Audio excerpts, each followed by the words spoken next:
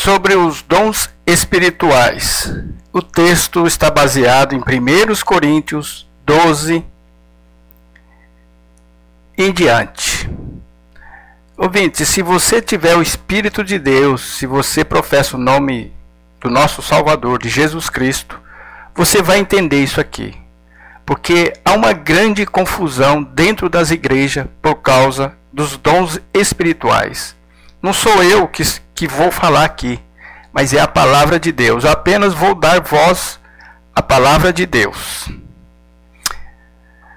Acerca dos dons espirituais, não quero, irmãos, que sejais ignorantes. Quanta gente ignorante acerca dos dons espirituais. Você sabe o que é dom espiritual?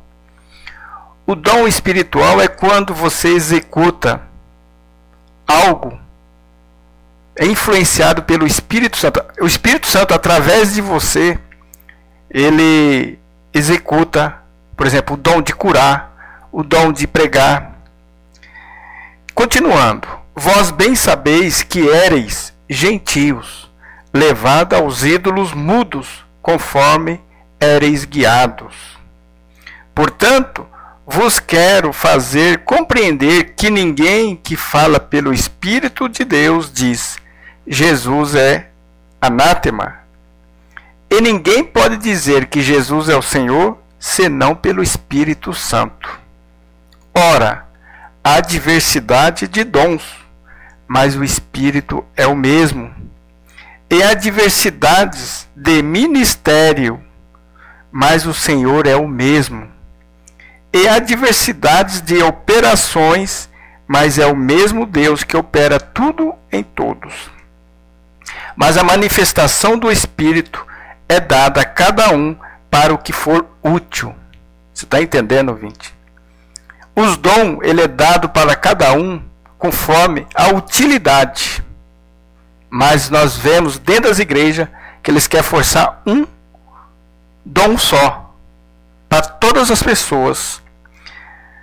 Porque a um pelo Espírito é dada a palavra de sabedoria, e a outro pelo mesmo Espírito a palavra da ciência, do conhecimento, e a outro pelo mesmo Espírito a fé, e a outro pelo mesmo Espírito os dons de curar, e a outro a operação de maravilhas, e a outros a profecia, e a outros o dom de discernir os espíritos, e a outro a variedade de línguas, e a outro a interpretação das línguas.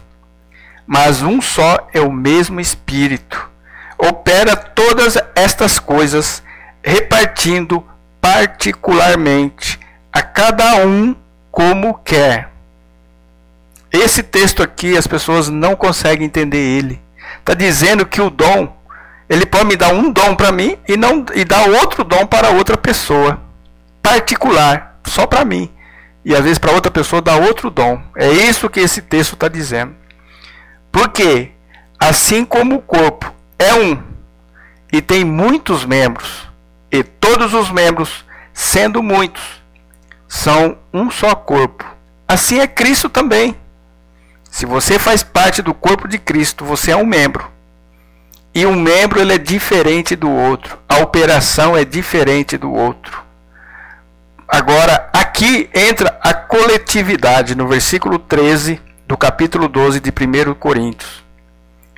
Pois todos nós fomos batizados em um Espírito, formando um corpo, quer judeus, quer gregos, quer servos, quer livres, e todos temos bebido de um Espírito.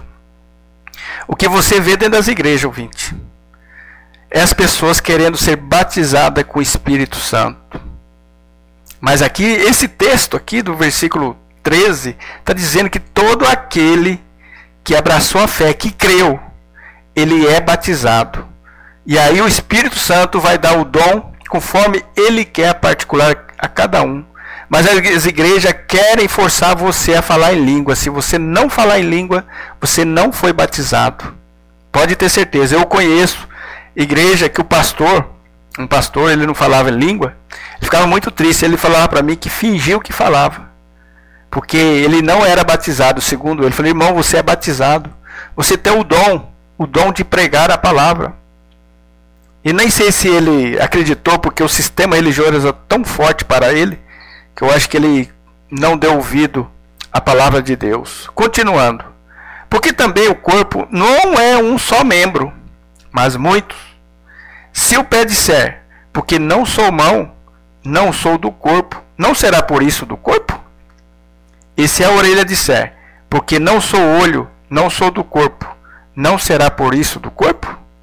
Se todo o corpo fosse olho, onde estaria o ouvido? Se todo fosse ouvido, onde estaria o olfato?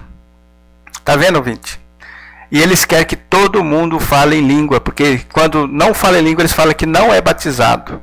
Você está entendendo aqui o texto? Estou fazendo questão de explicar cada um dos textos, porque causa muita confusão esse sistema religioso. E eles não conseguem ler esse texto aqui e explicar dentro da igreja. Continuando. Mas agora Deus colocou os membros no corpo, cada um deles como quis. Se Deus não quer que eu fale em língua, pregar em outras línguas, e outra língua é para ser entendido, ouvinte. Está para ser entendido. Por isso que lá no dia de Pentecostes, cada um ouvia na sua própria língua. Você está entendendo?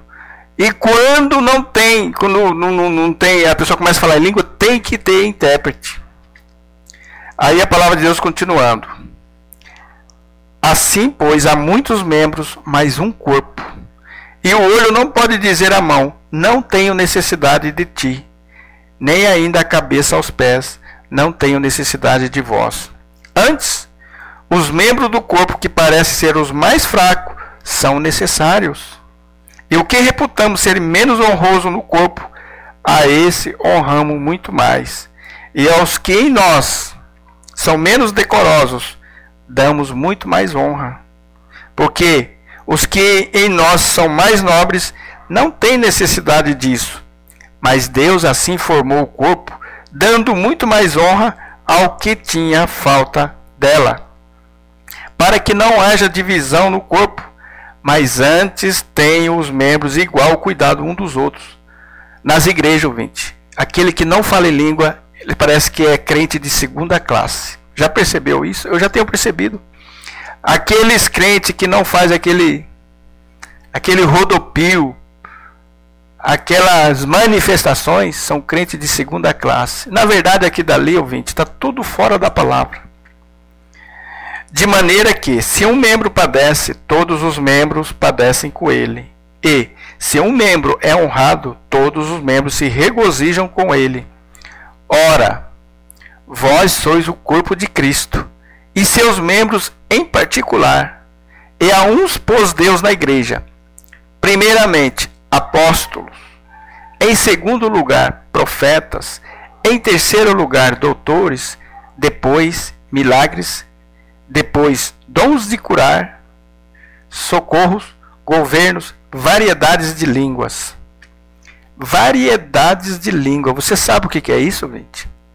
O que eu vejo dentro das igrejas é o xambalaia, não sei o que. Todo mundo fala xambalaia. Variedades de língua. É quando você fala língua que está no globo terrestre. Não é língua estranha. Varia de língua. Fala o chinês, o coreano, o russo, por aí vai, variedades de língua. Porventura são todos apóstolos? São todos profetas? São todos doutores? São todos operadores de milagres? Têm todos os dons de curar? Falam todos diversas línguas? Interpretam todos? Portanto, procurai com zelo os melhores dons, e eu vos mostrarei um caminho mais excelente.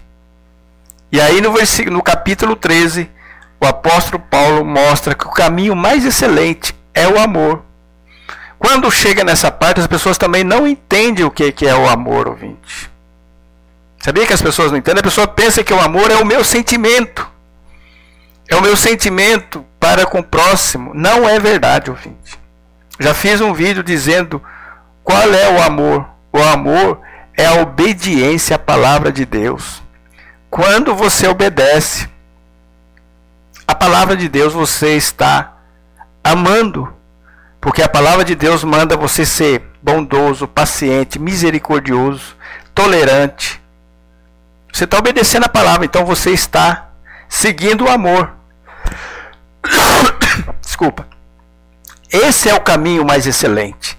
Quando você obedece, você já entrou dentro do amor, porque você vai ser uma pessoa que por amor você vai sofrer. Você vai até perder alguma coisa para o outro você ficar bem. E aí você está na obediência. Eu já fiz um vídeo dizendo o que eu quero para mim, que eu faça para os outros. Esse é o amor. Está aqui no capítulo 13, ouvinte. Você pode ler ele todinho. Você lê ele todinho, que ele vai dizendo, não adianta eu falar a língua se eu não tiver o amor. O que é o amor? É a obediência. Por exemplo, muitos deles falam em língua, mas não obedecem esse texto aqui. Muitos deles falam em língua e não obedecem o capítulo 14. Está entendendo? Então eles não estão no amor, ouvinte. O amor de Deus é quando você obedece a palavra.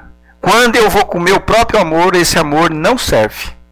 Só quando eu começo a obedecer, e aí eu vou só fazer o bem para o meu próximo. Eu vou amar o meu próximo como a mim mesmo. Por quê? Porque o que eu quero para mim, eu vou fazer para ele. É eu dando o que eu vou receber. Eu espero, ouvinte, que esse pequeno vídeo da leitura da palavra, que o Espírito Santo tenha iluminado a tua mente, para você entender, para que acabe a confusão que está na sua mente, que o sistema religioso, que os pastores, que as igrejas colocaram.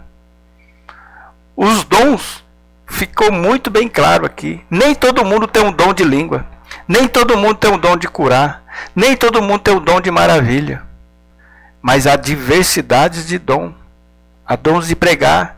Há dom de distribuir bens, de ajudar o próximo. Há dons de você ter fé, ora pela pessoa. A sua fé é grande. Isso é dom. Esse negócio de ficar enrolando a língua aí, ouvinte, não é de Deus.